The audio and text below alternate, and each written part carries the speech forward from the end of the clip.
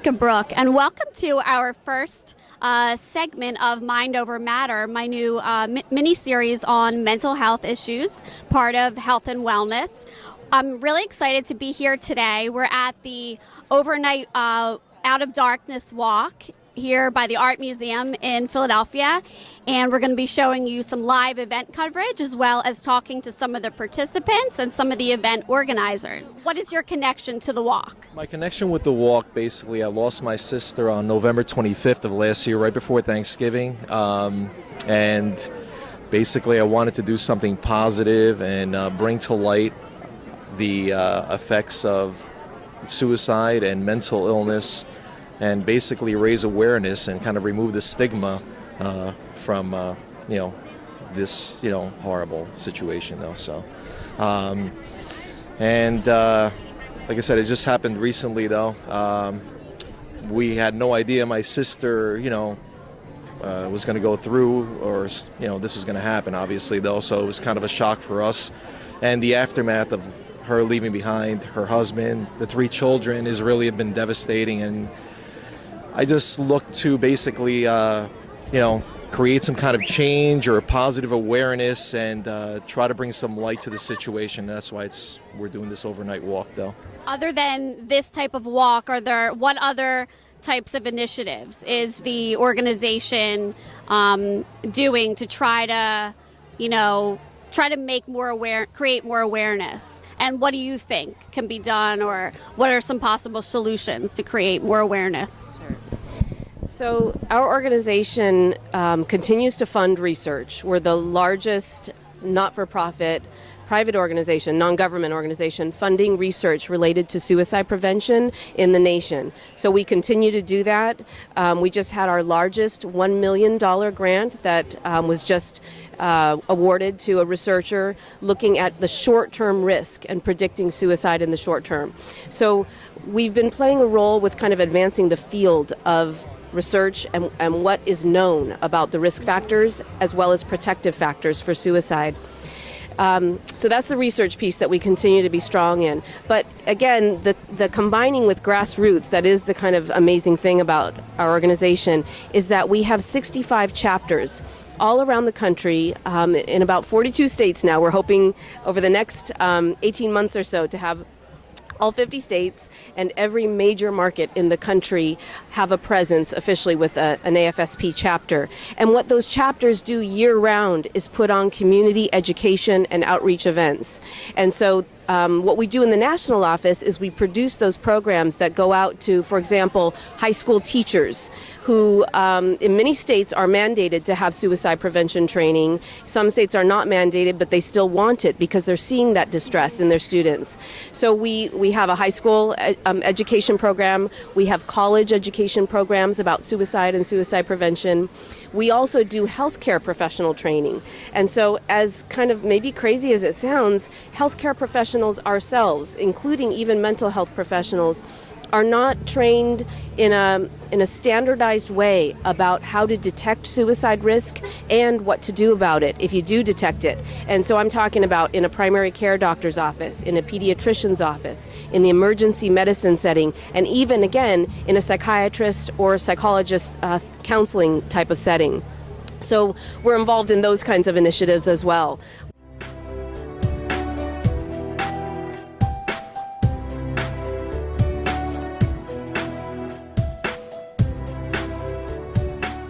What is your connection to the walk today?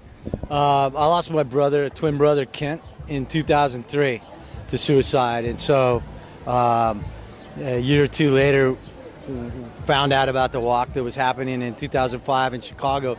So I started training for that, and we put together a little team through the internet. Actually, it was an online, like a Yahoo group. So we had about 8 or 10 people that year in Chicago. And we've been involved ever since. So Team Solos, which stands for Survivors of Lost One Suicide, has grown to, we have 30-some this year in Philadelphia, and we had almost 40 walkers 2 weeks ago in Seattle. So the two teams combined have raised this year over $90,000 in the walk. So it's been a 10-year thing. I've walked, I've crewed, I've driven a sweep van, But we come out, and my daughters are involved too. I have 2 daughters that have walked since 07, 08, so that's the connection. It's important to me. Wow, that's amazing. So how many years have you? This will be 10. Guys, 10 years. Right. That's amazing. What do you think can be done to help create awareness about mental illness and depression and suicide? Well, I think, look, we think that as many as 90% of suicides are the result of some mental health issues, right?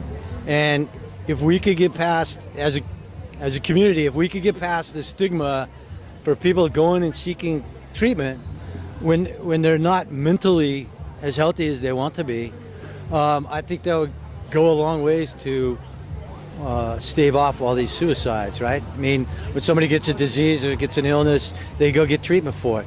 If you have depression or you've got a bipolar condition or anything like that, there's still a major stigma attached to that, and people are hesitant to seek out help. What is your connection to the walk today? Yeah, sure. So my brother, Tom Fuss, committed suicide about 7 years ago, and we, spearheaded by my mom, Rosemary, she's sitting over there, has kind of spearheaded a group, and so we walk in his memory. And as I said, been doing my mom's been doing the walk since 2007, and she has built a bigger group basically each year, and so have been doing the walk since then. So we walk in honor of Tommy and, in support of the cause to better understand and hopefully one day cure mental illness. Have you walked in other walks in states over the country? I think you were telling me earlier. Yeah, we've actually got the patches right there from all the walks. No, we've done them all since since New York, Boston, San Francisco, last year down in Washington. I lost my 22-year-old son, Douglas, to suicide exactly 15 years ago today. This is his 15th Memorial date. So anything I could do to keep his memory alive and help erase the stigma of suicide, I will do. Of course. And how many walks have you participated in? I have done the overnight walk every single year since it started. Wow, that's amazing. I facilitate a support group in Manhattan for parents who lost children to suicide, and we stress that it is nothing to be ashamed of, that if somebody asks how your child died, it's by suicide. It's a mental illness most of the time. It's nothing to be ashamed of. If your child died by cancer, you would not be ashamed of that, or a car accident. So anybody we speak to, we don't hide it. And, we're proud of our children, and, we love them and we miss them. But they did not commit a crime. We tried to get the word commit out of the language of committing suicide. Died by suicide, took their life, did not commit suicide.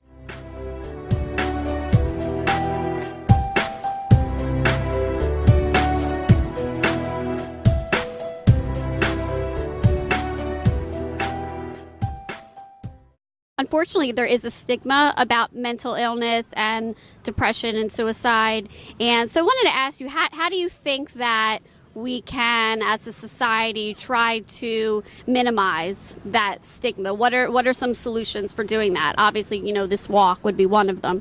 I think definitely a big thing is just changing the way that we perceive it, acknowledging that depression is a disease and an illness, not something to be ashamed of. A lot of people see it that way, and once we begin to change, the view of mental illness altogether, we can really change that impact in society and people being able to seek help.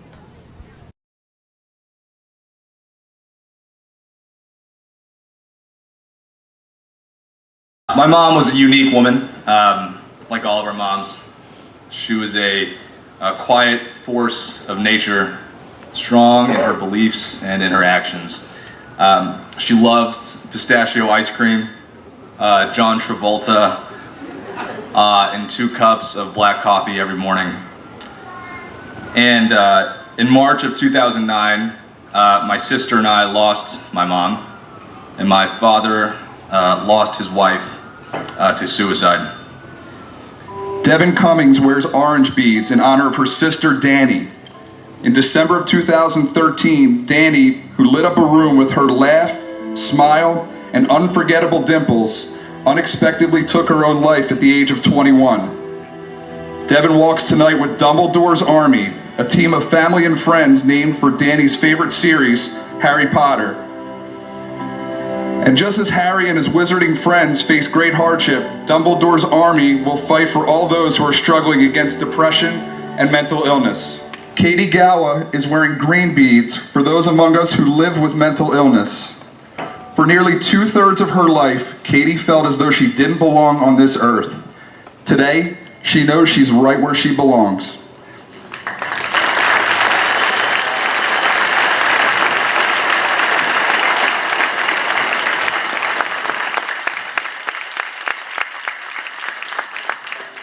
Katie is a part of Team Me Too to celebrate one of the most powerful moments in an out of the darkness journey, when we realize that we are not alone.